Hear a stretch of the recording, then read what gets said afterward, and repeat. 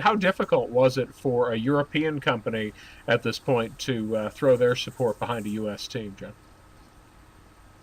It's a really great question because 7-Eleven, as generous as they were, um, going to Europe was still a leap of faith for them.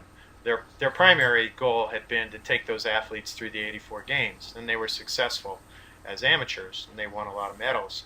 But then Akowitz had the idea to go to Europe, and 7-Eleven was willing to go with that, but they needed somebody else. And the somebody else in this instance was Hoonved, of all things, a maker of industrial washing machines, as unlikely a pairing as you could ever imagine. And there was a single individual, a guy Ron Kiefel calls a cigar smoking industrialist by the name of Erminio Dell'Oglio, who was just a passionate tifosi, just a guy who loved cycling. And he looked at these guys and he says, "Yeah, I want in."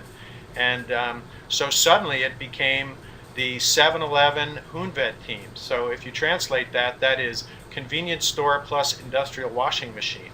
And that is what took the 7-Eleven team through the better part of a decade. But it was really great. But it was absolutely essential to what they were going to do.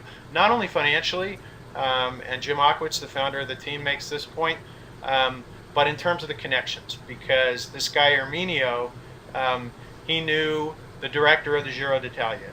He knew other sponsors who would get them tubing for bike frames and tires, and so he sort of paved the way in this very sort of cloistered society, particularly of Italian cycling, and enabled them to get into races. I mean, you couldn't just, the 7-Eleven team, as prominent as they were in America, they couldn't just go to Europe and say, we want to ride the Giro d'Italia.